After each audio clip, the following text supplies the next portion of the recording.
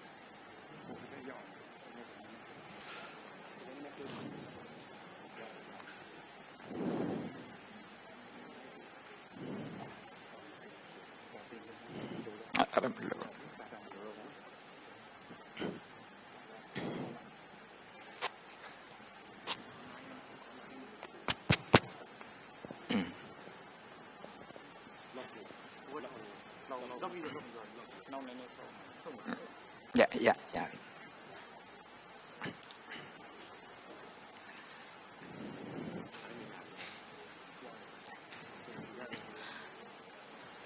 So friends, if you would like to join me in offering bows to Bhante as well as the community of monks present here as a mark of respect.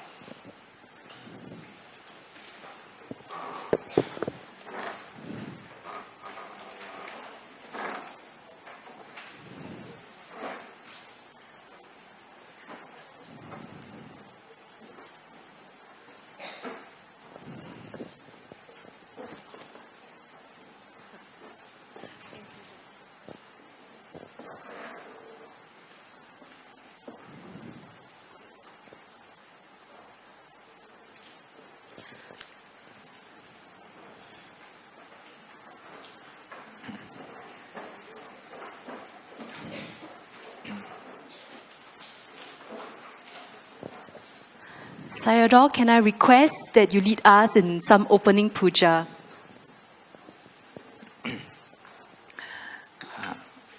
We are going to pay respect to the Buddha, the Dhamma, and the Sangha.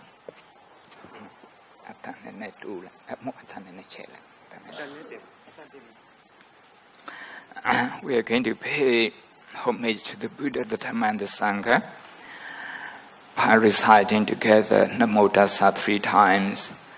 Buddhaṃ saranang gacchāmi, Dhammaṃ saranang gacchāmi, Sanghaṃ saranang gacchāmi, iti piso swakato suptipanno together. Namo Tassa Bhagavato Arahato Samma Sambuddhassa. Namo Tassa Bhagavato Samma Sambuddhassa. Namo Tassa Bhagavato Arahato Samma Sambuddhassa. Buddhaṃ saranam gacchāmi, Dhammaṃ saranam gacchāmi, Sanghaṃ saranam gacchāmi, Dutiyampi Buddhaṃ saranam gacchāmi, Diyampi Dhammaṃ saranam, Dutiyampi Sanghaṃ saranam gacchāmi, Tatiyampi Buddhaṃ saranam gacchāmi, Tatiyampi Dhammaṃ saranam gacchāmi, Tatiyampi Sanghaṃ saranam gacchāmi, iti piso bhagava araha samma sambuddho vicārana sampanno sugato lokavitum anuttaro purisa dhammasarati Deva manusana Buddho Bhagavati Sawakato Bhagavata Dhammo Santitiko Akaliko Ehipasiko Vaniko Pajata Veditapo Vinyuhi สุปฏิปันโนภะคะวะโตสาวกสังโฆอุจุปฏิปันโนภะคะวะโตสาวกสังโฆญายาปฏิปันโนภะคะวะโตสามอิจิปฏิปันโนภะคะวะโตสาวกสังโฆญาติทังจาตาริปุริสยุกานิอัตถปุริสภูคลังภะคะวะโตสาวกสังโฆอาหุเนโยบาหุเนทาคิเนโยอัญจลิกรณิโยอนุตตรังปุญญเกตังโลกัสสะสาธุสาธุ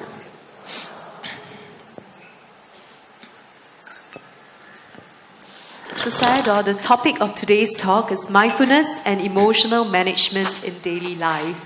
So I was sharing with the audience earlier that the interesting thing is that you will be able to show us how it is, modern psychology can be combined with ageless Buddhist teachings.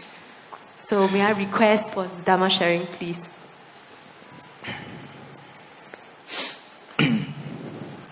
I didn't plan to come in a wheelchair. But I take this as a good opportunity to look at myself and to relate to other people. So this evening, for mindfulness and emotion management, I like to focus on what has happened to me yesterday, the fall that I had in the botanic garden. I was taken to the emergency service. So I like to focus on emergency service and emergency resources.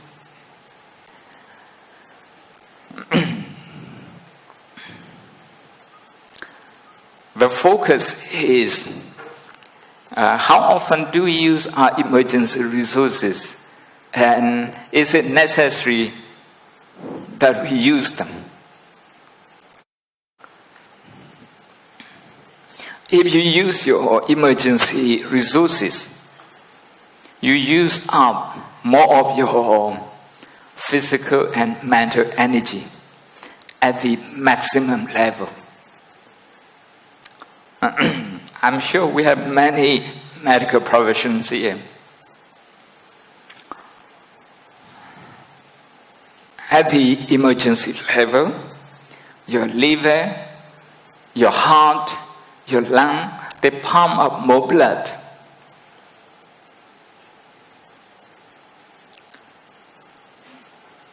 You use up more of your energy, your oxygen, your blood. Why we do that? Because we think it's an emergency case. Consider a meeting between a prey, like a deer, and a predator, a lion or a tiger. In an African safari, maybe like Serengeti, like in Kenya, Ambosli, in South Africa, Kruger Park, like this. When the prey and the predator meet, what happens? For the prey, it's a life and death situation.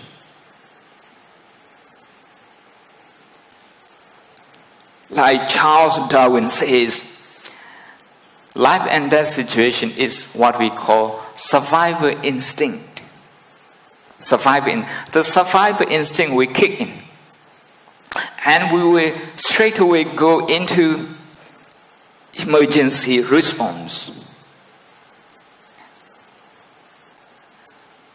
That's automatic. We call this fight or flight.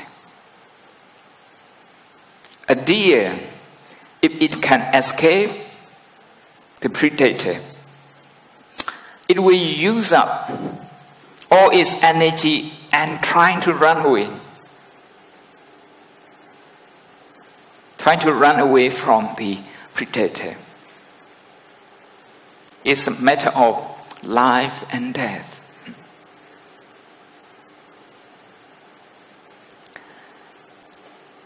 If the deer thinks that it cannot escape, then the deer, will fight back using more aggression, all the aggression that it has to fight back, to fight and flight. Flight means to run away.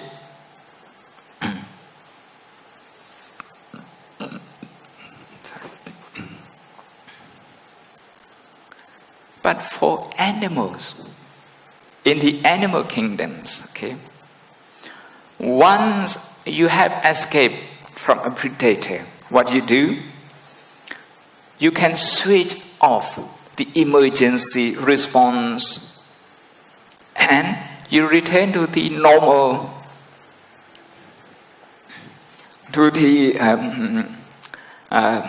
normal response, to the normal situation. A deer will start eating the green grass straight away.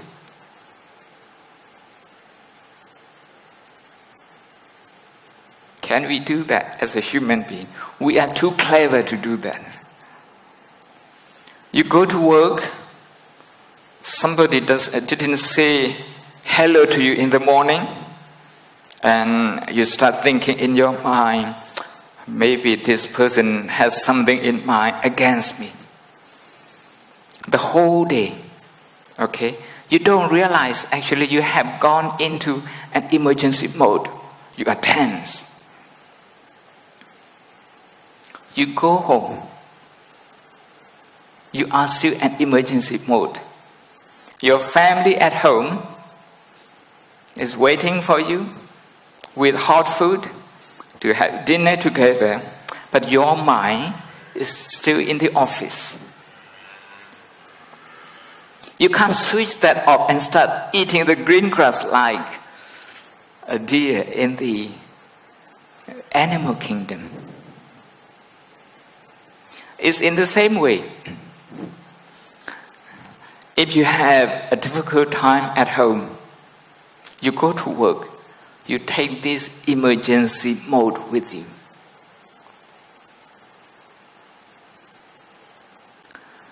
A social psychologist from New York University has done a research about operation,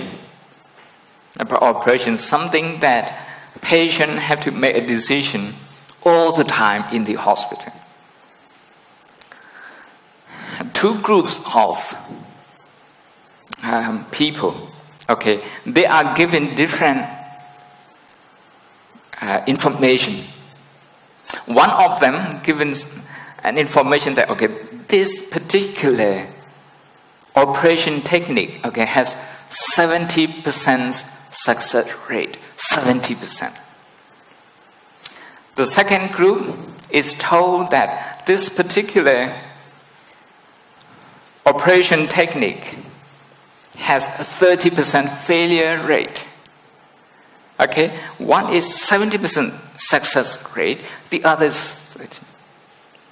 The 30%, the second group, they go straight into a negative mood. They don't want to go for operation. And the first group, they are very happy. Wow, 70% success rate, very good. Then in the second phase, the first group is told 70% success rate means there is a 30% failure rate. Now, the positive attitude changes straight away. Now they don't want to do operation anymore. The second group, who were first given the negative information, 30% failure rate. Now we give them, well, actually, there is still 70% success rate. More than double of the failure rate. But they don't change their attitude. They stick to the negative attitude. Why? Because survival instinct means, we care so much about our survival. And if you say something negative, it got stuck in my mind very easily. 10 people come up and say, wow, Ciaro, your talk is wonderful. But just one person comes and says, I don't know what you talk about, it's all rubbish. That one person is going to get stuck in my mind. This is what we call negative biased. We are negative biased. Half full and half empty. We always see half empty. But this is if we leave our emotion unmanaged. If we leave it as it is. The Buddha says, we can change ourselves, we can train ourselves. All the Buddha teaches is training. Ethical training, sila sikha. To train how to live, how to relate to people. Psychological training, samadhi sikha, how to calm our mind, how to calm our emotion. Panya sikha, how to train our worldview, how we look at the world. That means Buddhism believes everything can be trained.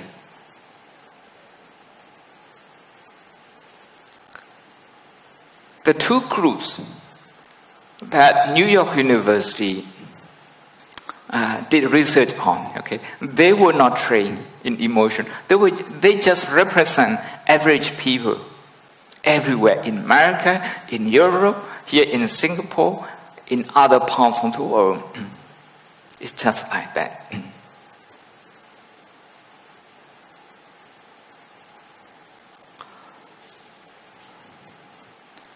I'll be talking a lot about this in 3 sessions tomorrow. But today, I just like to focus on the emergency response.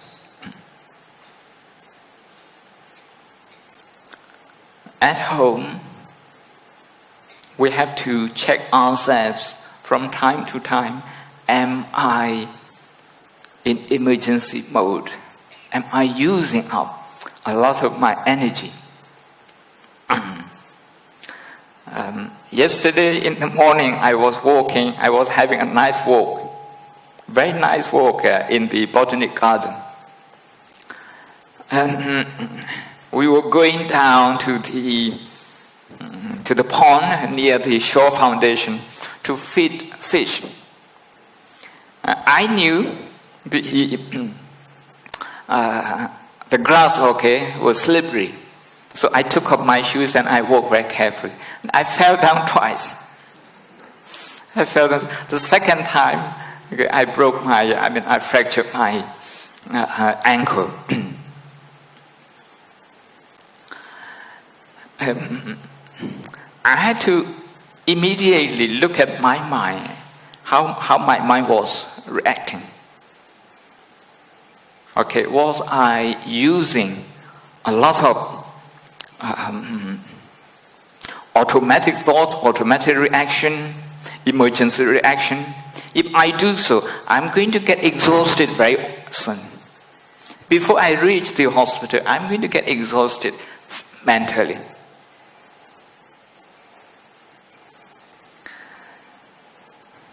when you are exhausted, that means inside you don't have good immunity. You can get affected easily. You talk about this in emotional terms. That means you can be affected by anything happening around you. I can start blaming my assistants, or they can start blaming me, they can start blaming themselves, I can start blaming myself. Very easy. The Buddha says, whenever we are in emergency mode, automatically we are blaming. When we blame other people, we are saying that we are right. It's self-righteous, self-justification. This is self-indulgence. But if we don't blame other people, we start blaming ourselves. I shouldn't have gone there.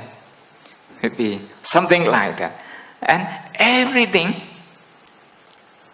blame comes from subconscious mind. Subconscious mind cannot distinguish between positive and negative emotion. In Abhidhamma, we call this Abhyagata in Pali. Abhyagata means something that you cannot describe either as wholesome or unwholesome. Meaning, the subconscious mind cannot distinguish between good and bad, between wholesome and unwholesome. And the subconscious mind, what it does is to maintain the momentum of life.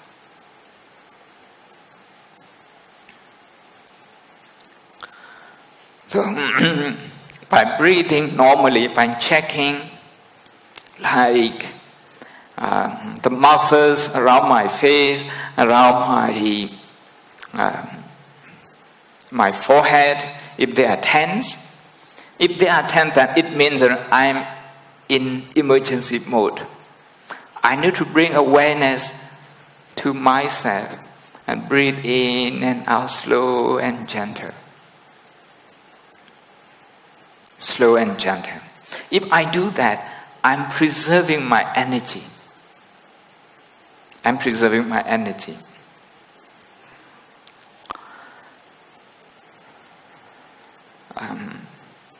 The energy is not going downhill, it's not draining. Instead, it's being contained, it's being sustained. It's about acceptance. Yesterday, in the hospital, I was given a jab, that's painkiller. And I was also prescribed 2 kinds of painkiller, paracetamol and another one. I took them yesterday, but today I have not taken them. I would like to feel the pain. If I feel the pain, I like to know if my mind would go into emergency mode. I like to have a relationship to a connection with the pain. This is my food. I cannot start looking at this as something horrible. So I need to look at this pain as my baby, as my child, my only and one child. So last night before I went to bed, I talked to my food. Okay, I told the pain, "Are you okay? Are you okay?" When I talk to the pain, "Are you okay?" Now, there is no tension. The muscles are not tense. If the muscles are tense, the muscles are using maximum energy, maximum blood, maximum oxygen.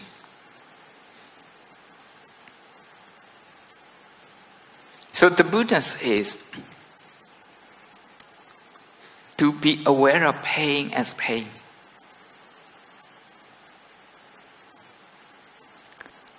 To be aware of pain as pain, to be aware of the absence of pain as the absence of pain. What does it mean? Usually, when we are aware of pain, we start judging the pain straight away. We think the pain is bad, I shouldn't have this. I shouldn't have this pain. And all sorts of, judgment will go on. We have a lot of prejudice towards pain. You mention the word pain, we only see negative things. This is prejudice. In the hospital, very often you're asked to press 1 to 10, which level to indicate the level of your pain. And I was aware yesterday, in addition to the physical pain, when you are in a physical pain, you can easily go into emergency mode and you can become grumpy. You can get irritated easily. So the hospital has a screen to tell you the first procedure is X-ray. The second one is a lab test. The third one is medical consultation with a doctor. And the fourth one is treatment.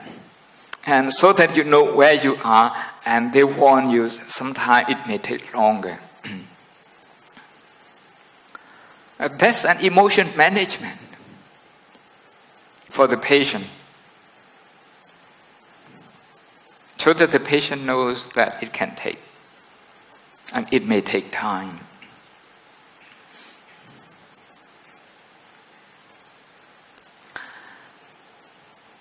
The physical pain is here. You cannot take away from this because the bone is fractured. But how much pain you are in, this is very judgmental, a very judgmental question. If you have to press 1 to 10, mostly we press, based on our emotional judgment. And the doctor gives you, if you press the higher number, the doctor gives you a stronger painkiller. Usually, I tell meditators during the retreat that within 1 hour, the pain that you experience, you don't need painkiller. You don't need painkiller for that. If you train yourself, you can sit a lot longer.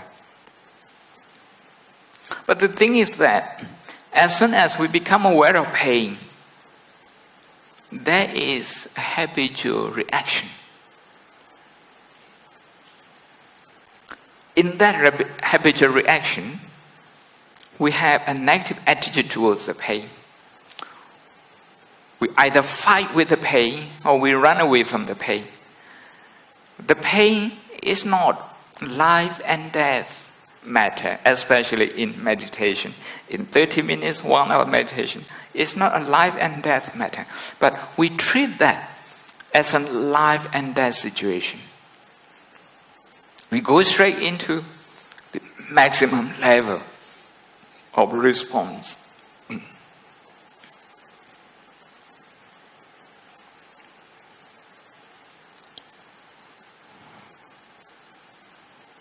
What happens? When you're fighting with the pain, with the physical pain, you are topping up the psychological pain, the emotional pain. There's a top up. And we don't know how much is the top up pain, how much is the original pain.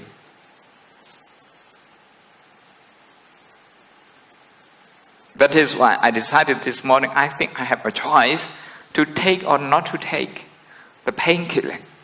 I have the painkiller with me. If I can bear with that, then I might take it. But so far, with your support, I'm okay.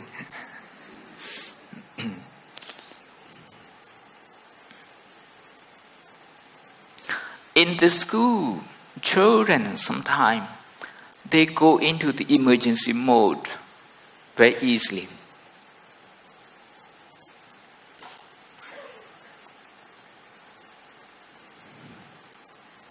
If somebody has something new and you don't have it,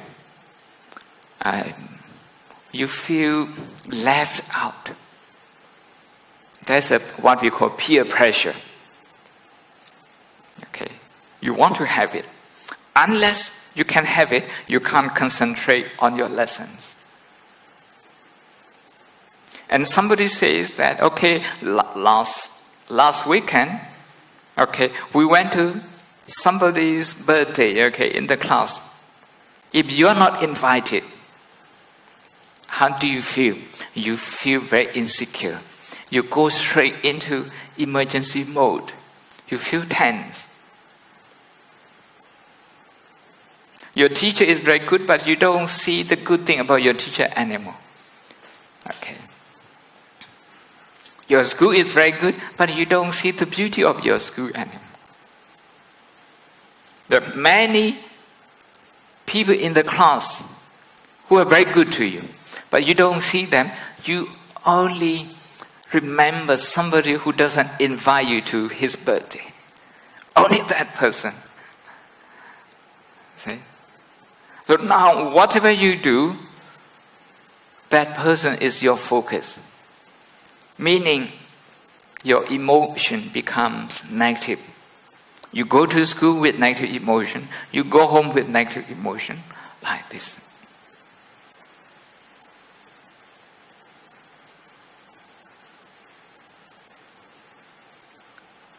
This can happen at work. This can happen when you drive and you're at the traffic light.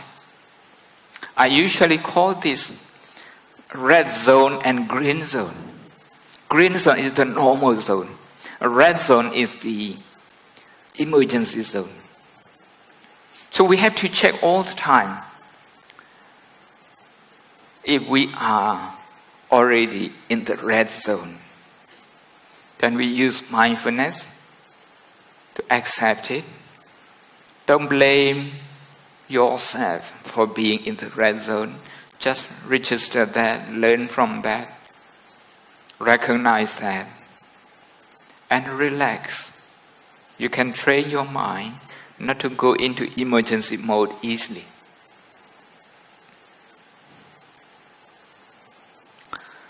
This evening, I'd like to invite you to join me in practice, maybe for about 10-15 minutes.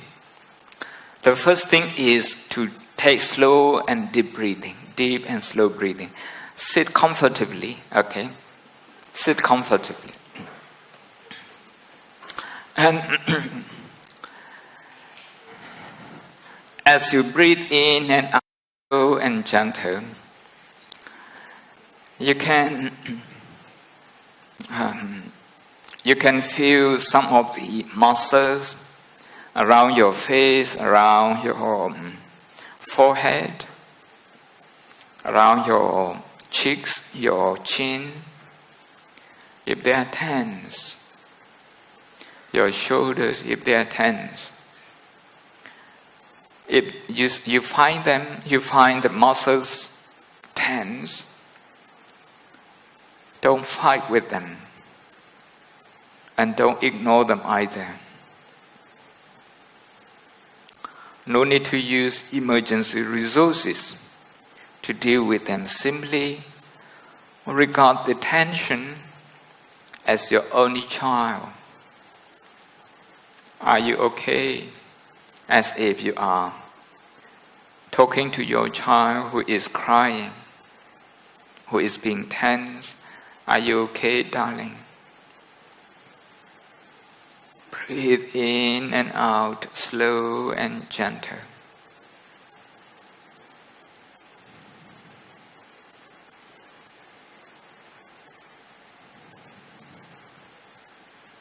It's important to have nice breathing. During the day, we breathe about 20,000 times.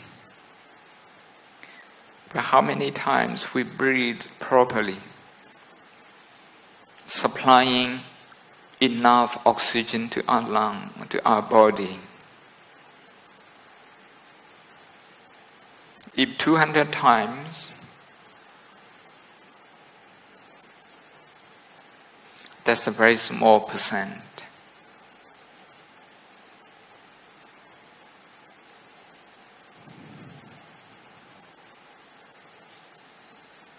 Slow and deep breathing. If you just come from work, if physically you are tired, the muscles are tense, and then look at those tense muscles as your child. It's okay. Reassure yourself. It's okay to feel tired. No need to fight with this tiredness, and no need to run away from this either. No fight or flight.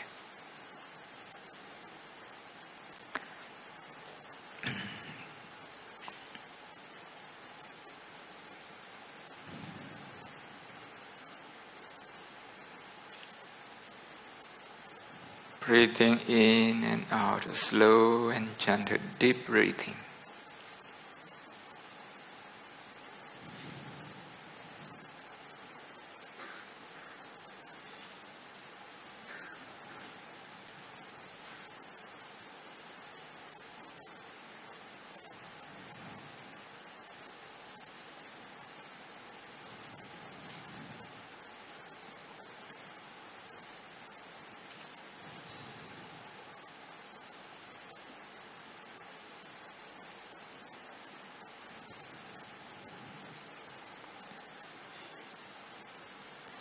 And then think of your day from the morning up to now.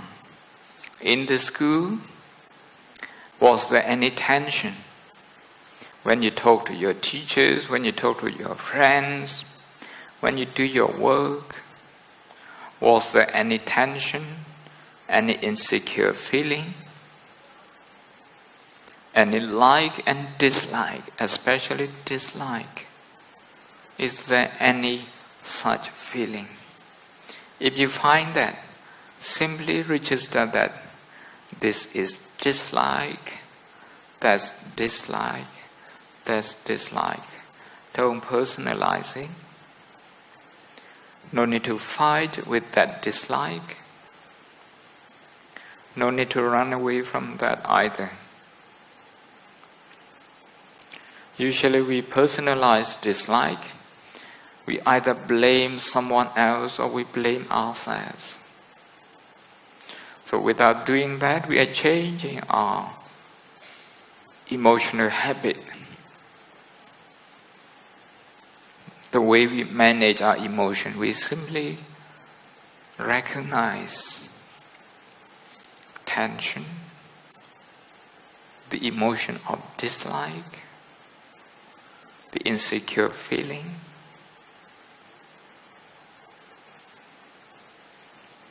worry, anxiety. At work, at home, during the commuting time to work,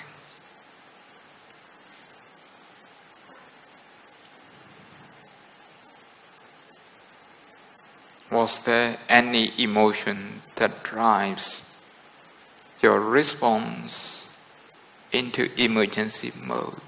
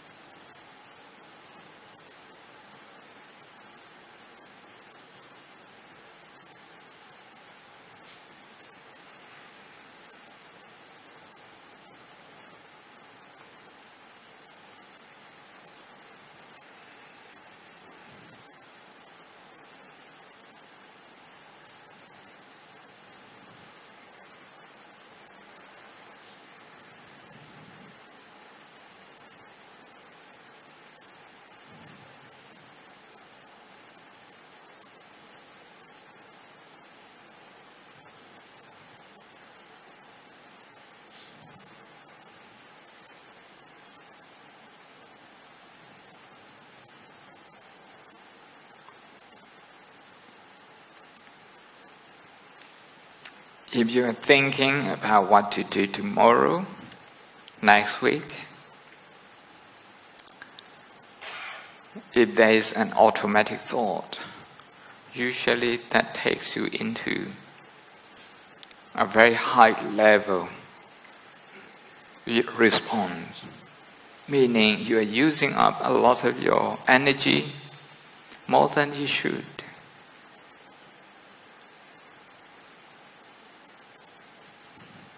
So automatic thinking about the future, you've got to recognize that as well. Look at that wandering mind, that auto mind, as your child,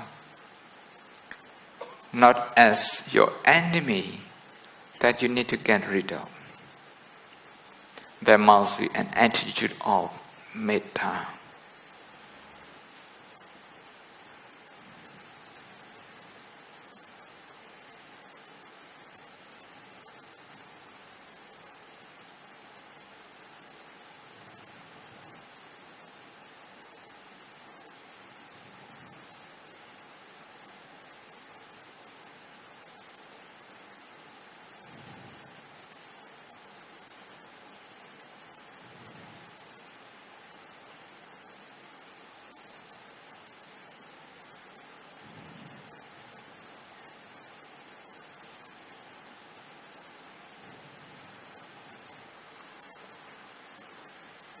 Once again, check the muscles around your face, around your ears, around your shoulders, if they are tense, because you have to rush to be in time for the talk.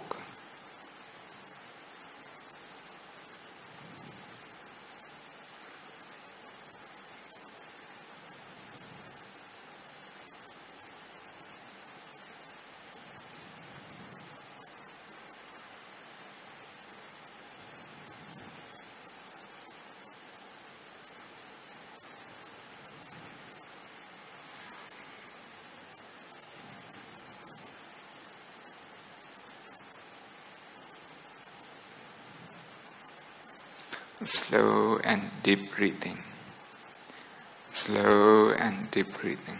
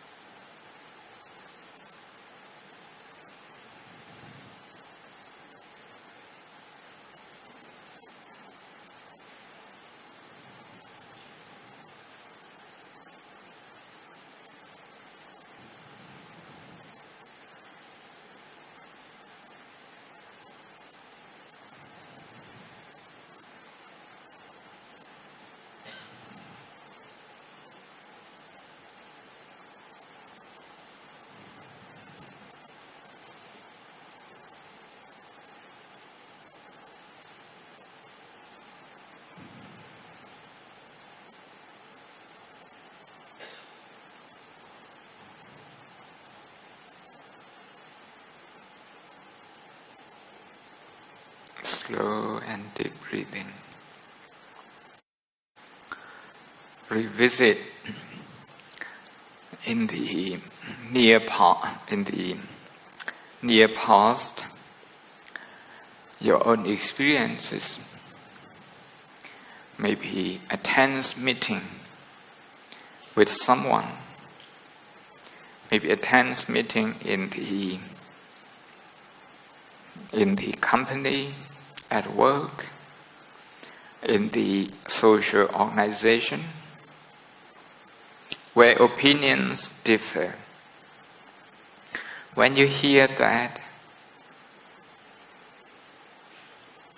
automatically do you go into the emergency mode? Fight and flight. In that situation, we all become very closed. We close ourselves. We are not open anymore. You look at the buffaloes in Africa. When they are scared, when they are in emergency mode, they just run and they don't care about their fellow buffalo. They stampede on each other. But when they are not in emergency mode, they actually look after each other. They save each other from the lion's jaw. Being in the green zone, you have more courage. Your heart is more spacious, not just for yourself, but for others as well.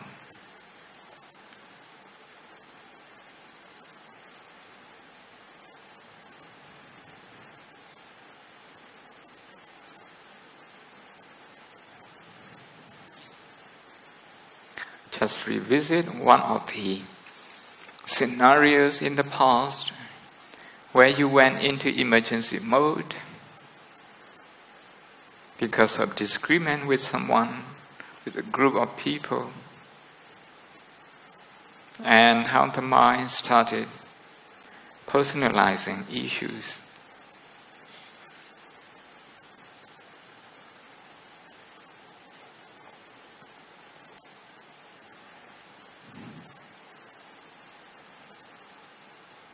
Simply register the emotion as they are.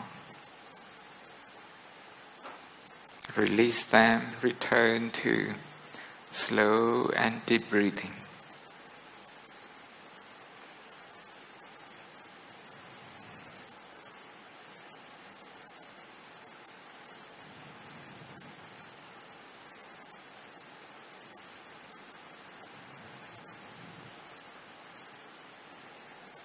Slow and deep breathing. Now, once again, you can check your physical body if your muscles are tense from your head to your face, your shoulders, even your fingers, if they are tense. Slow and deep breathing, relax them.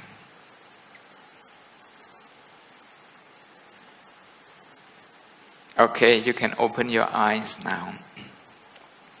This is a short practice. It's not enough, but I hope you get something out of this. I'd like to go back to the pain that I have. The pain, usually, as I mentioned, we look at the pain from purely negative point of view. We don't like it. In all the languages, 4 or 5, that I know, but when people speak about pain, they are already negative. But without pain, how do we know to take care of our body? How do we know when to eat? Okay, how do we know when to stop eating? How do we know that we have sat for too long? Now we need to get up and have a walk. How do we know? It's only pain. Pain is a message. Don't fight with the message. But every time that pain arises, if we go into emergency mode and try to fight with it because we have a very fixed view, preconceived notion, any pain is bad. If we live in that frame of thought, you go easily into emergency mode. So it's important to make friends with pain.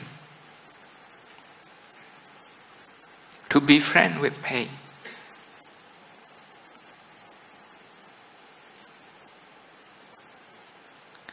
My tissue, they don't want to be in pain.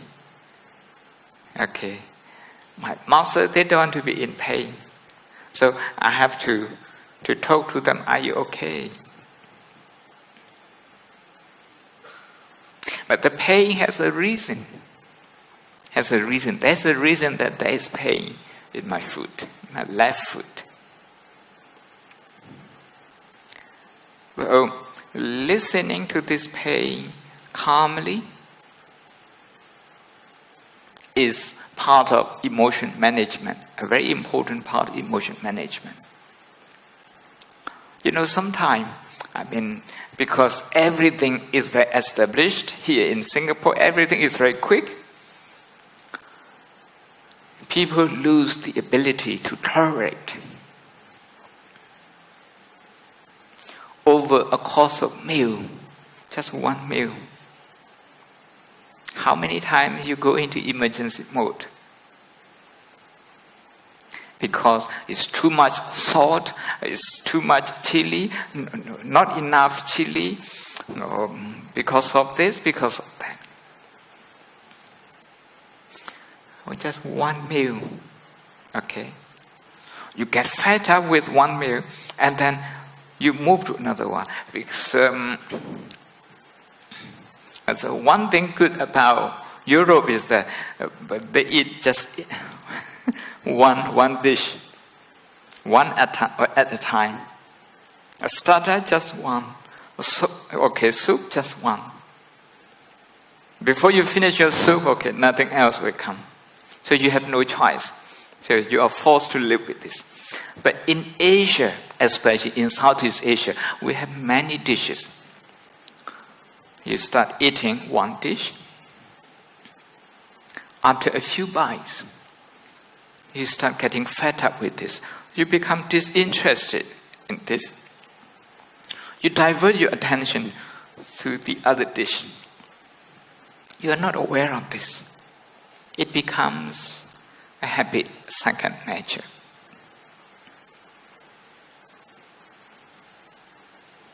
The second dish, you can't stay with that long either.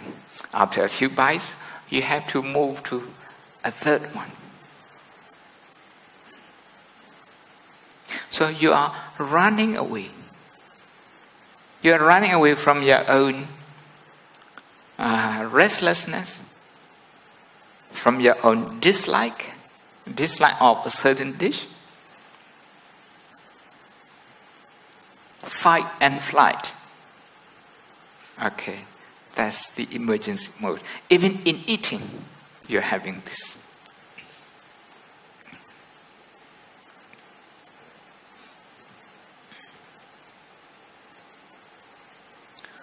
So the Buddha says, we need to take care of ourselves as if, we only have one child. We dedicate all our energy to this child. At the moment, the pain in my left foot is my only child. I shouldn't be fighting with this. And to run away from this, by listening to, by watching television, by listening to radios, by reading books, I might be running away from that. By doing that, actually, I'm using up more of my energy. And I'm going to get exhausted by doing that.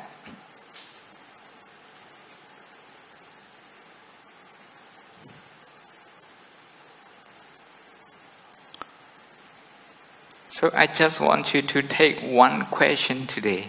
I have no answer. Just take one question. Am I in emergency? Am I using my emergency resources for the right reason? If it's not life and death situation, we are overusing our energy. I was very grateful to the ambulance that came to take me yesterday. At the back, I noticed a non-emergency ambulance. It reminded me about mindfulness, not to go into emergency mode. Very important. Simply your neighbors, were a little bit not mindful and made some noises. And if you go straight into the emergency mode, what will happen?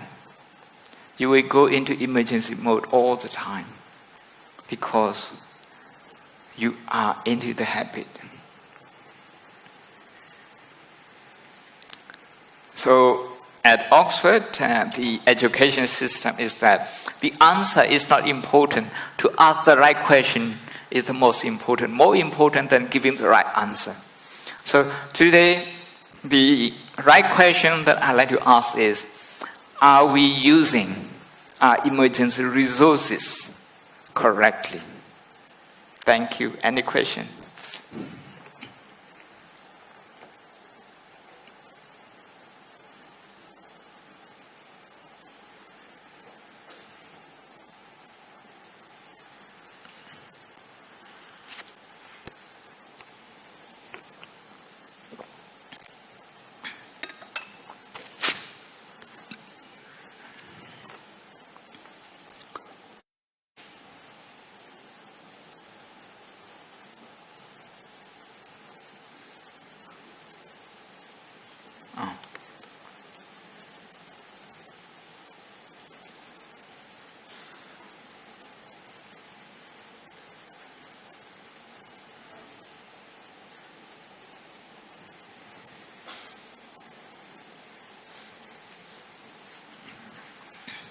I've got 3 questions here, maybe more coming.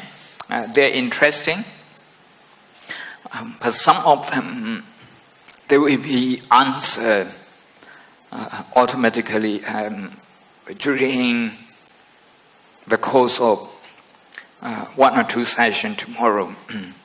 The first question, may I know who is the irritating one? Is it you or me?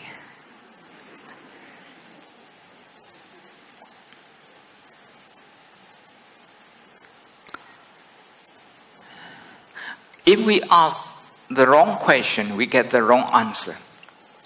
The answer is always led by the question. That is why sometimes the Buddha says, without answering the question straight, the Buddha asks another question to clarify the question. Sometimes he just keeps silence. He didn't answer the question. Sometimes he answers straight. Who is the irritating one? Now we are looking at the irritating situation as you and me. I cause you to be irritated, or you cause me to be irritated.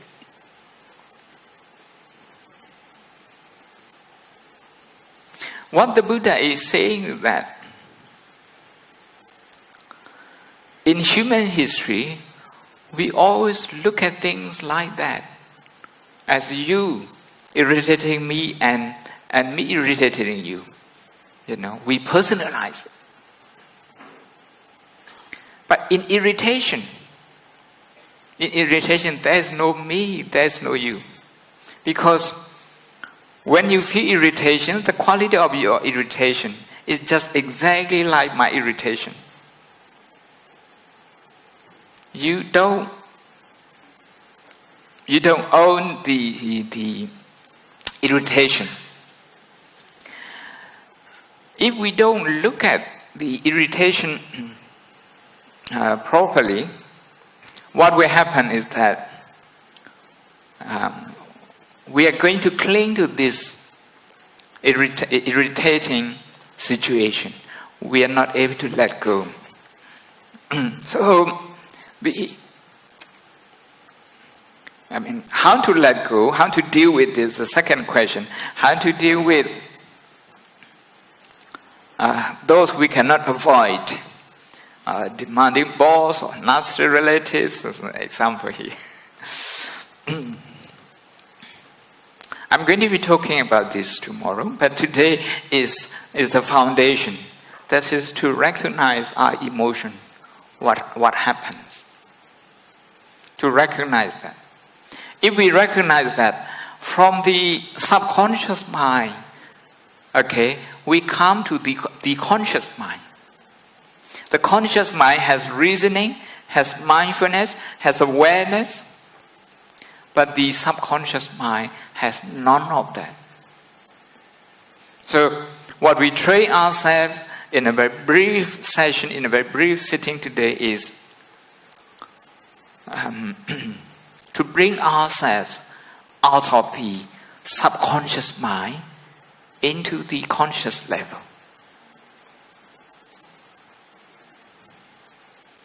This is irritation. To look at irritation as an impersonal element. Whether your boss is irritated or you're irritated, that irritation is the same. Then, if you cannot avoid them, now I'm jumping, what I'm going to say tomorrow. If you can avoid them, the first you can do is not to go into the emergency mode. Instead, to preserve your energy and to deal with this situation properly.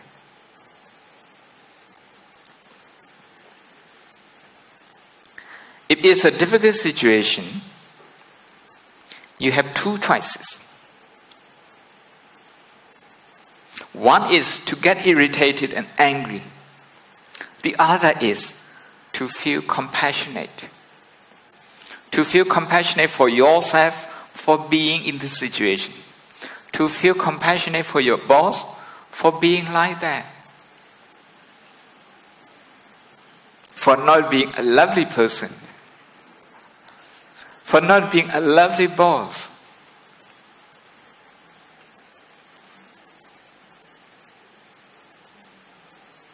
We talk more about that tomorrow.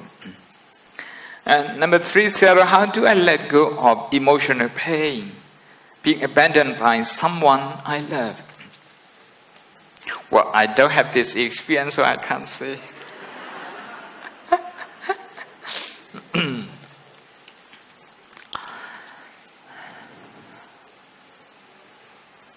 One monk from Burma, Sarah Oshinsekinda, tells one of her students, someone has abandoned you. Only one person. This person doesn't like you anymore, but you keep thinking about this person. There are many people out there who like you, and you don't want to think about them. That is why you suffer.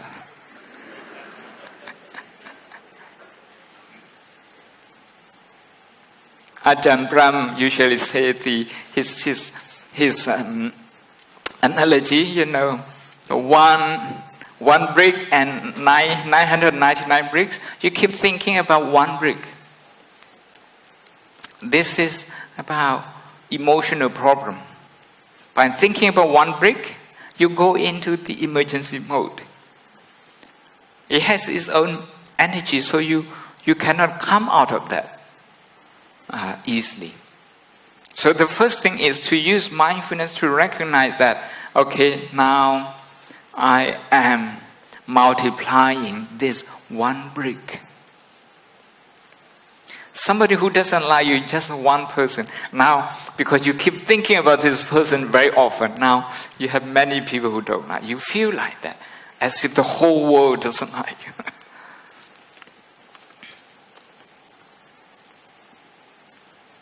We need to look into our heart and what are the emotions that we experience. Is it insecure feeling? Is it anger? Is it disappointment? Is it low esteem? So we just need to pinpoint that emotion. And you register that emotion a few times and train your mind to let go. Train your mind to accept and train your mind to let go. If you don't train your mind to let go, the mind wouldn't know how to let go.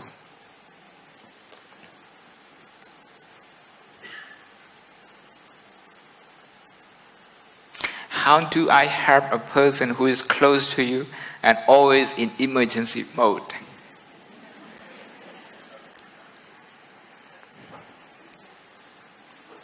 The first thing is to make sure that you don't go into emergency mode. And to look at this person as your only child. Like your child, sometimes your only child is being difficult. You give some food, the child doesn't want it.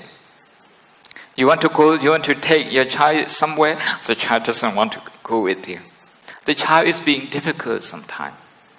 When that happens, what do you do? You have to see the pain in the child's mind, in the child's heart.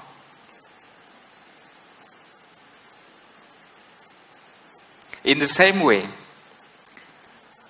visualize this person, okay? By yourself, visualize this person who is in emergency mode. Visualize the person as if he or she is your only child. And trying to feel their pain. So, next time, when you meet them, you will be at ease. And you might just, as for influence them. During the Buddha's time, Angulimala, somebody who killed more than 900 people, he was in emergency mode. And everyone who came across him, they also straight away went into emergency mode. They feared him. Even the king ran away. An army ran away. The Sutta, Angulimala Sutta describes that people go in a group, 20, 30, 40, 50, but they still can't escape Angulimala.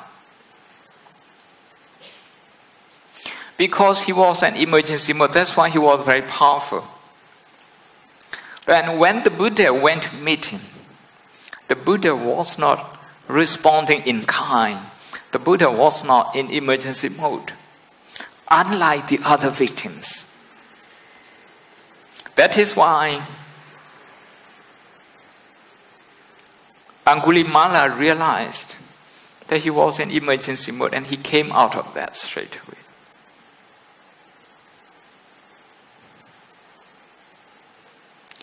We have to believe in kindness. We have to believe in mindfulness, that it can transform us, it can transform people. So if we keep ourselves out of the red zone, the emergency zone, it's likely that we will be able to protect other people as well. One latest research in Africa, the Maasai, the tribe, very often the lions would come and kill their animals, their buffaloes and cow like that. But the lions wouldn't do that if they look at if the cows look at their face straight, meaning the predator, they rely on surprise. They rely on surprise factor. When you see the lion hunting, one lion will chase the prey to go into a certain direction. Another lion would block the other way, and one lion would be waiting to ambush using surprise factor. Emotion, they are like lions. If they don't have surprise factor, they cannot overpower our mind. When you don't expect that your boss can be difficult, that your relatives can be difficult, that yourself sometimes, your emotion can be up and down. If you don't expect this, you're going to be taken by surprise all the time. You're going to fall prey to your own emotion. So mindfulness. The latest research is that people they create the eyes. They draw the eyes of a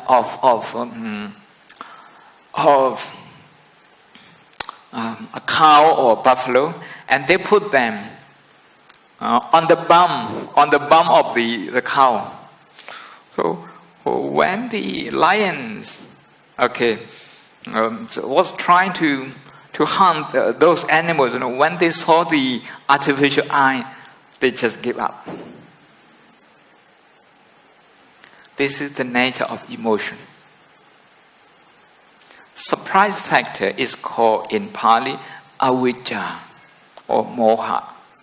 That's ignorance. So if you raise your awareness, if you practice awareness, then there will be no surprise. Then the emotion, negative emotion, they won't be as powerful.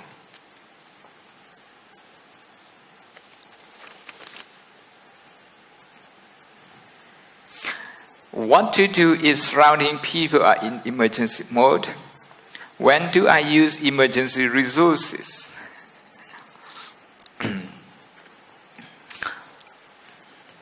The best is to preserve your emergency resources to life and death situation. Emotion is like this.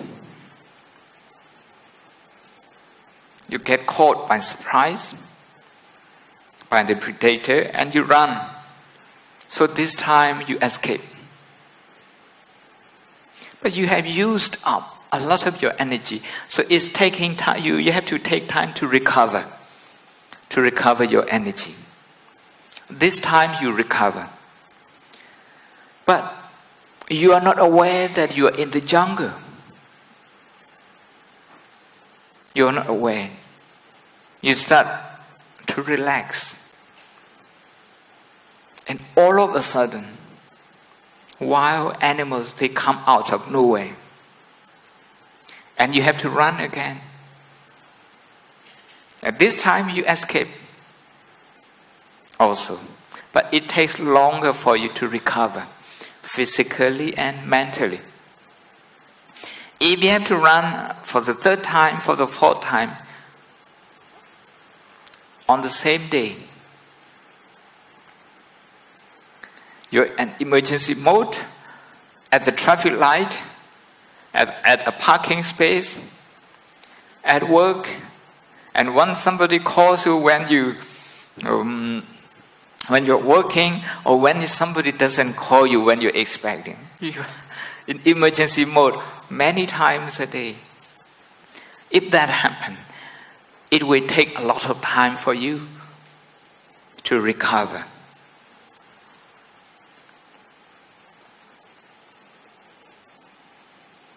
If you yourself, unconsciously, if you go into emergency mode, emergency resources,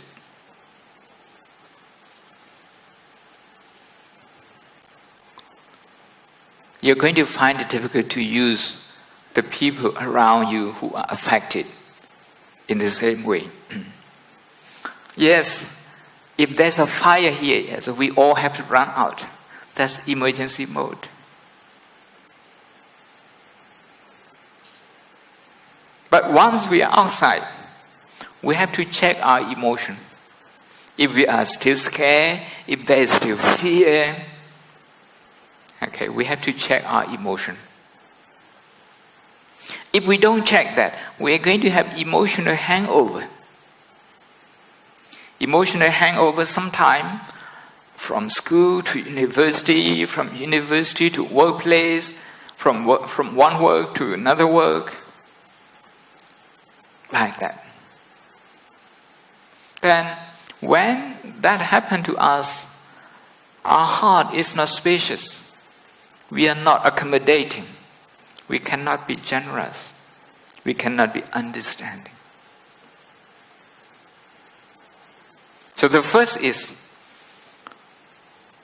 to relate to our own emotion, to connect with yourself in a way that would bring yourself from the red zone into the green zone, from the emergency zone to the non-emergency zone. To recognize the situation. Once that's done, then we can try to relate to other people's pain and joy. That's what we are going to do tomorrow. We do some exercise. We'll be trying to relate to other people's pain and their strength, their joy, their joyful events, their achievements in their life. By doing that, we are developing our emotion in a positive way. And we are operating in a more conscious manner, in a more mindful manner, and not through our subconscious mind.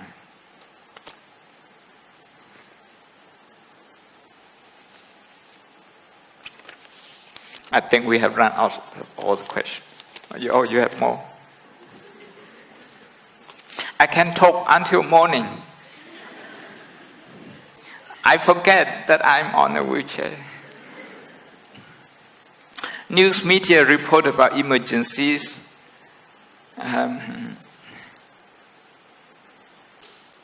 Russian end to be adversarial.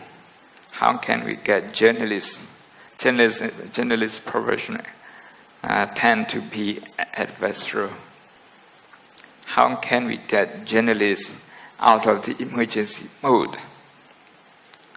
So we don't feel pessimistic of the future.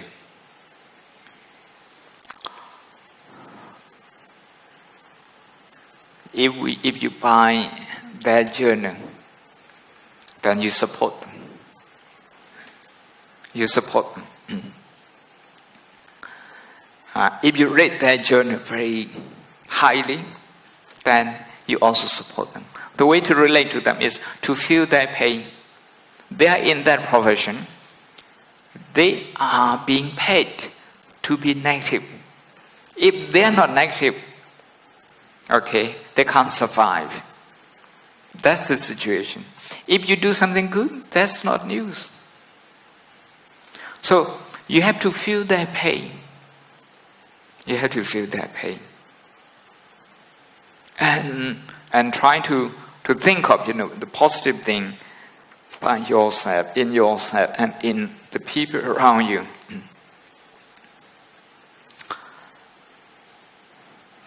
The journalists, they write what people like, because the readers like negative things, and they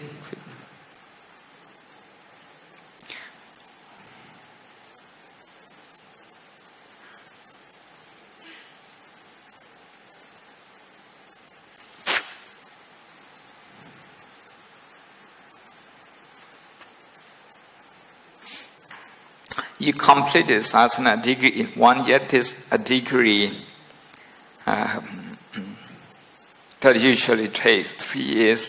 How do you handle pressure? How did you not use your emergency resources? Well, when I was younger, I used my emergency resources very often. We compete each other. I was studying in Bago in Burma, and we have mock exam every week. Mock exam. And after, we sit exam, and after maybe 3 or 4 hours, the results is out.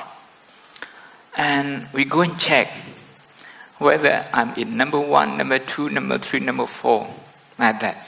If somebody you are competing with, is above you, now you go into emergency mode. That happens. That happened. But that didn't happen to me anymore when I went to Oxford. Oxford was a very competitive place. People are very tense. Very tense. You ask them what you're working on, what you're researching on. This question can be very offensive. They don't want to tell you. If you say, how many chapters you have written? Now you are being very nosy. People feel very insecure. So I was asked one day, so how do I cope with it? I said, wow, it's a beautiful place. A beautiful place. I see many wonderful people, many bright people. During my doctoral years, and I have never seen anyone who knew only 2 languages. Usually more. If you know maybe about 3 languages, that's very normal. Very normal. My professor knew 8 languages. Equally, he can speak, he can write, he can give a lecture in any of them. So in that situation, if you can rejoice in their knowledge, in their achievement, now you don't feel insecure anymore. When you forget that you live in a wonderful place, there are many people with a lot of achievements, then you tend to go inside, go inward. And you start competing yourself with other people.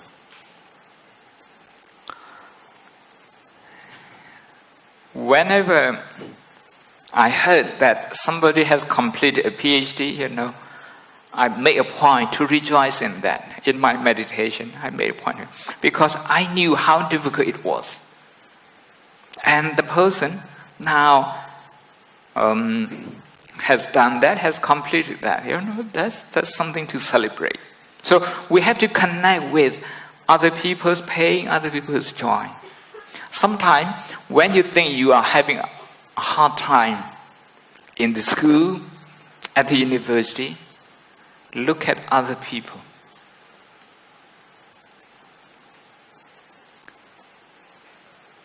When you can share with their pain and you no longer personalize your pain, that's what we call anatta. Anatta means non-personalization. Anatta means sharing the pain and sharing joy. It's a very selfless attitude. I'm very impatient. I cannot tolerate people who are slow in their work. How can I overcome this weakness? You have already made a very good start. You know yourself that's impatient. Now, you need to have the right attitude toward this impatience. Don't look at impatience as your enemy. If you look at the impatient as your enemy, you're going into the fighting mode. You're going into emergency mode. And you will start a vicious circle. So what is important is to feel compassionate towards yourself for having impatience. This is important.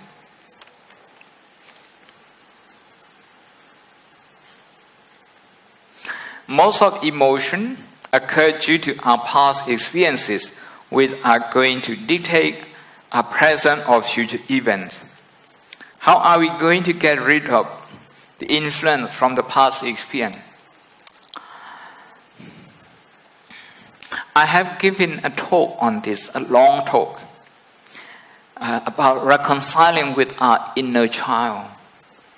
The inner child is about past experience. We have the past experience within us. If you are agitated with somebody, you hold on to this agitation. That means you easily go into emergency mode. When you go into emergency mode, because you don't like this agitation, you tend to ignore this agitation. Sometimes by blaming the other person, sometimes by blaming yourself, sometimes by suppressing it. In either case, this irritation, which is a child, is being ignored. And this child is frightened because it doesn't get the attention, the warmth, the love it deserves. So the past experiences, all they need is non-judgmental awareness and compassionate attention.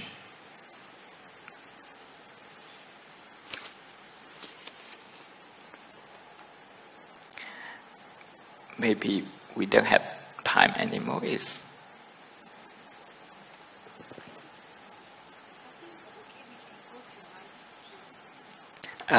Until 9:15. Okay. If you say 3 minutes, I go straight into emergency mode. Huh? I'm okay. Thank you. You are very kind. Yeah.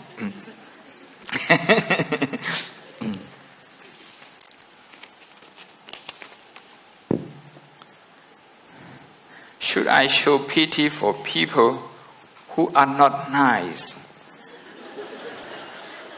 Should I ask them to be nicer? Nicer is a brand from Taiwan. Or should I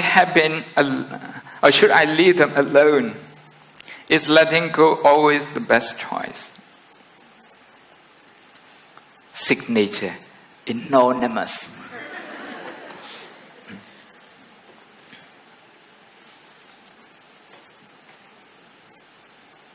We are going to work on this pity and compassion tomorrow, and I hope we can. If you can keep this, so that we can talk about this tomorrow. How do we release emotional hangover? When we encounter very nasty, aggressive, emergency mode people, how do we keep calm ourselves? You have to connect with that pain. If you are not connected with that pain, you can go into emergency mode straight away. And this is called karuna, and we do this tomorrow as well.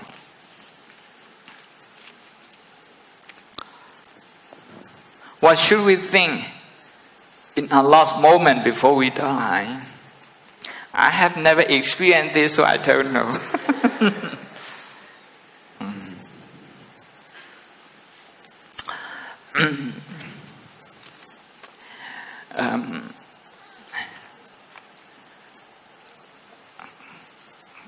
Like Ajahn Brahm says that the consciousness on one brick can overwhelm 999.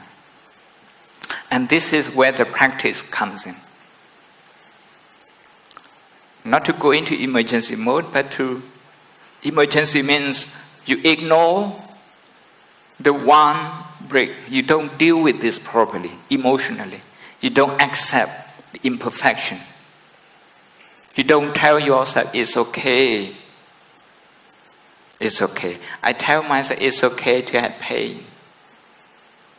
It's okay to have pain. It's okay to have broken your foot. It's okay. Otherwise, if you don't reassure your subconscious mind, you can easily go into emergency mode.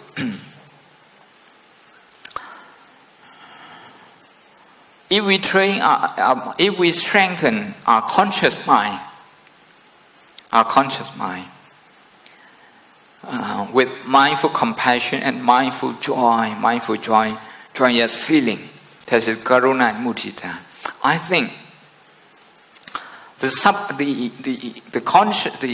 consciousness before we die usually reflects the consciousness that we have lived with, the strongest one.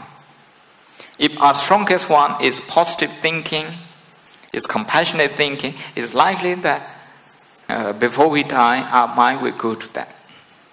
You see, some people, they die smiling. Some people, they die screaming. See? A professor of psychology in Sri Lanka, Professor Nandasena, he observed 35 butchers. Those 35 butchers, they die just like the animal they kill. They scream like that. You see?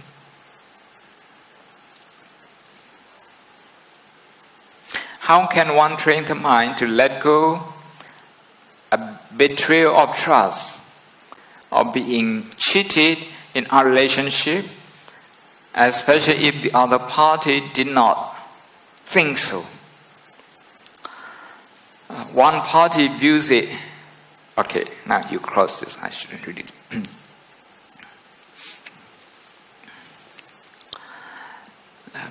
Again, I will be talking about this tomorrow. To use pain and joy, these two emotions, they are boundless. They're immeasurable. They can include everyone. Very inclusive. Very inclusive. If you can relate to the pain of someone who has hurt you, who has betrayed, if you can find some pain of that person and relate to that pain, that person's betrayal wouldn't hurt you anymore. This is the way to let go. Some people, they want to let go by having a lot of beer, by having very strong alcohol, knocking themselves off.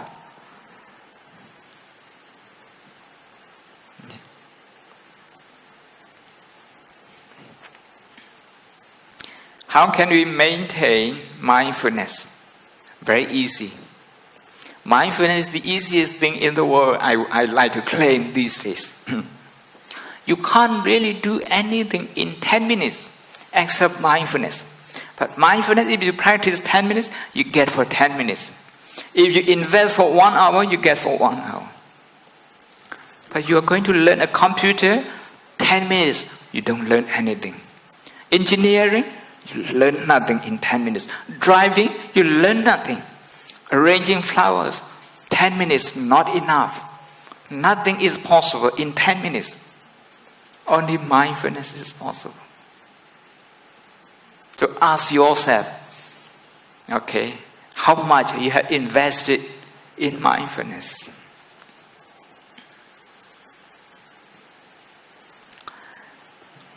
Not you and not me. This question. What the difference between memory, the things in daily life? There is in Burmese also. Sarapya Nyamalu Mera Pu Aya Pare. Tadi Ayan Count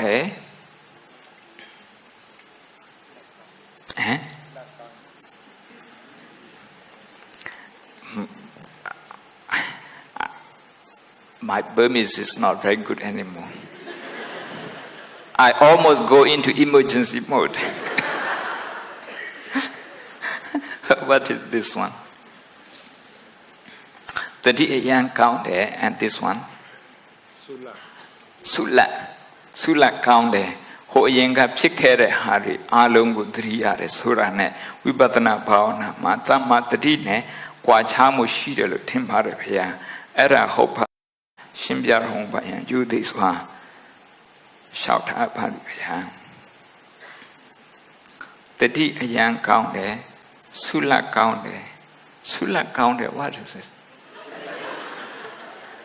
Being lucky, and being mindful was the connection. Ho yenga pilkere hari along udriyare surane. Vibatana bhavana ma tamadrine kwachamu shida lutimare pya.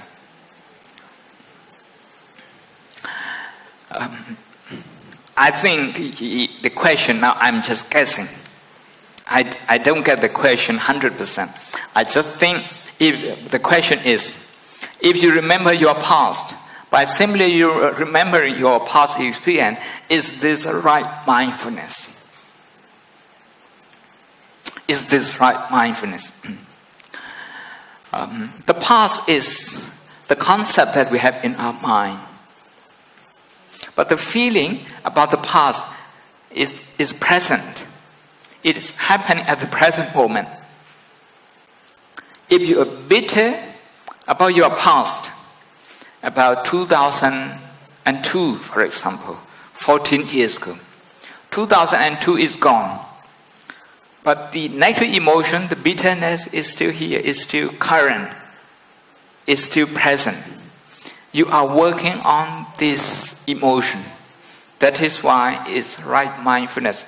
You are being mindful of your present thoughts and emotion.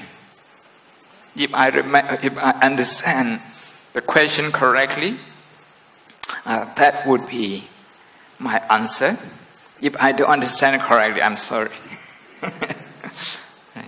I hope you don't go into emergency mode. Okay.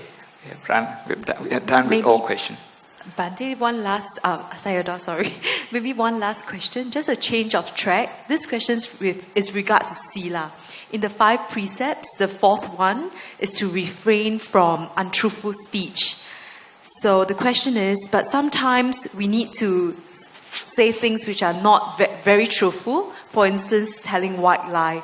Like this brother or sister is sharing that sometimes on the phone with the parents who are in Myanmar, he or she has to say that she's fine and well, but actually maybe she's sick.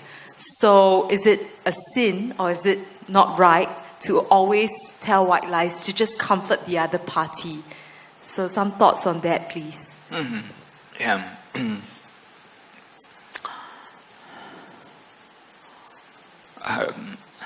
It takes a lot of effort to get our communication right, to make it ethical. I was asked by a professor at Oxford who works on freedom of speech. He has never heard of right speech. But in Buddhism we have right speech. Samma vaca. He said, what do you mean? So we spent about 2 hours talking about this. And we also talk about white line. Now, we have to examine our intention and the expression of that intention. Now, you don't want your parents to worry and you tell them that you're okay. You tell them you're okay.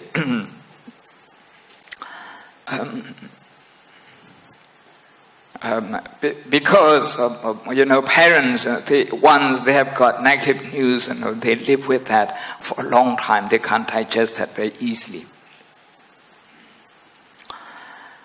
The intention is good. The intention is good, but it can become a habit. It can become a habit, for ourselves and also other people.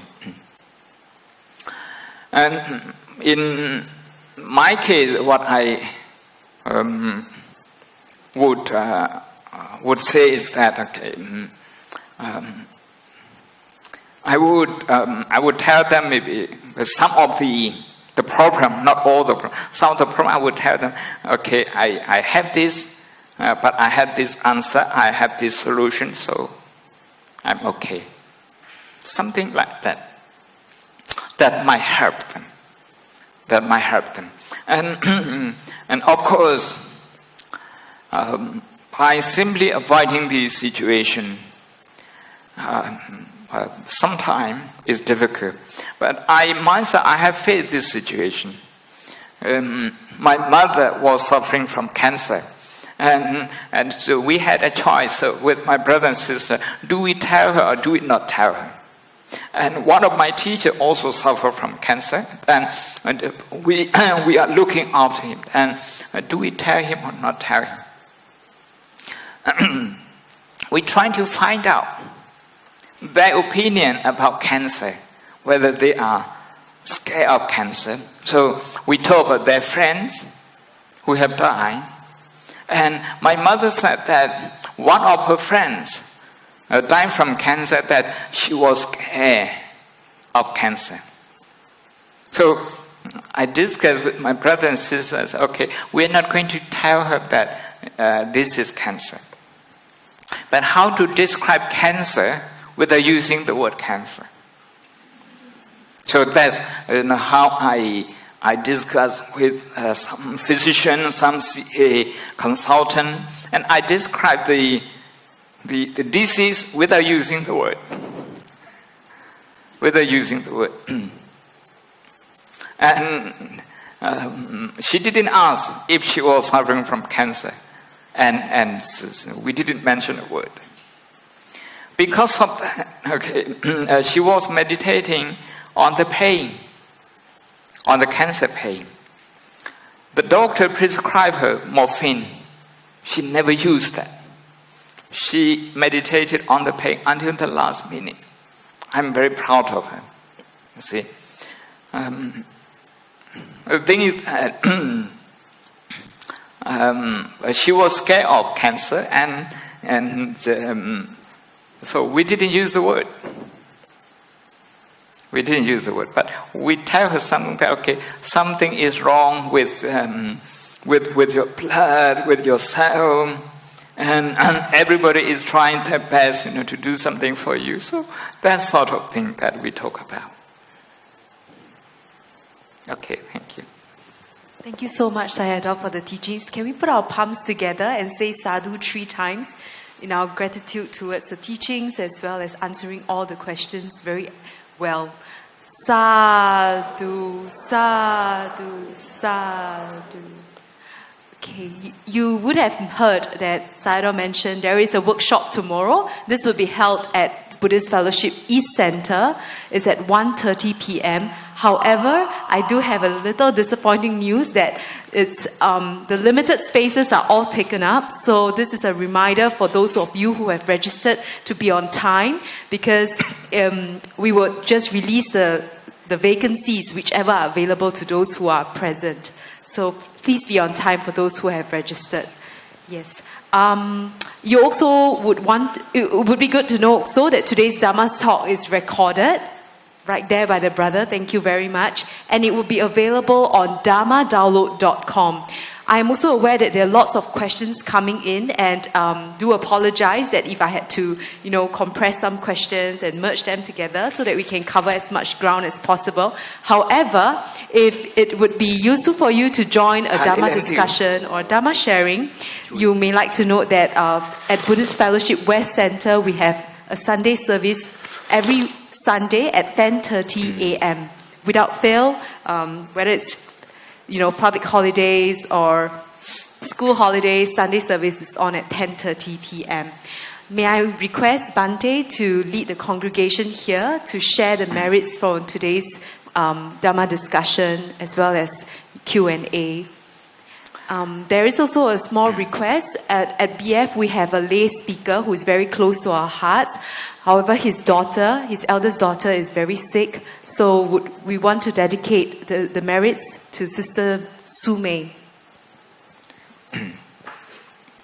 So we dedicate our merit to our loved ones, starting from our parents and teachers, and friends, including our members who is not well. To do that, we need to connect with the good thing that we have just done. You all have made a lot of effort to be here this evening. The Buddhist Fellowship has put in a lot of effort and program, practices over many years for many people. The same as Dhamma download and many other people in your own way.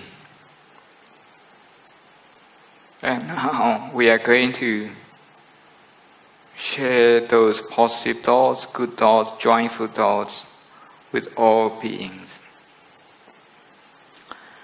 Idang no nyatinang hotu sukhita huntu nyatayo. Idang no nyatinang hotu sukhita huntu nyatayo. Idang no nyatinang hotu sukhita huntu nyatayo. Yatha variva apura paripurenti. Sakalang evam eva ito tinang petanang upakapati. Ichitang patitang tunghang kipam eva samejatu. Sape purentu sankapa chanto panaraso yata. Mani joti raso yata.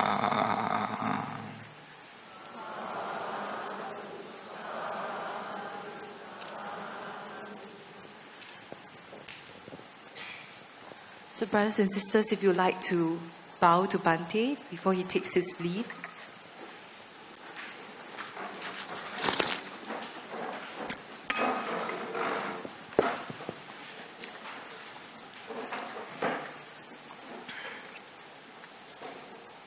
Thank you.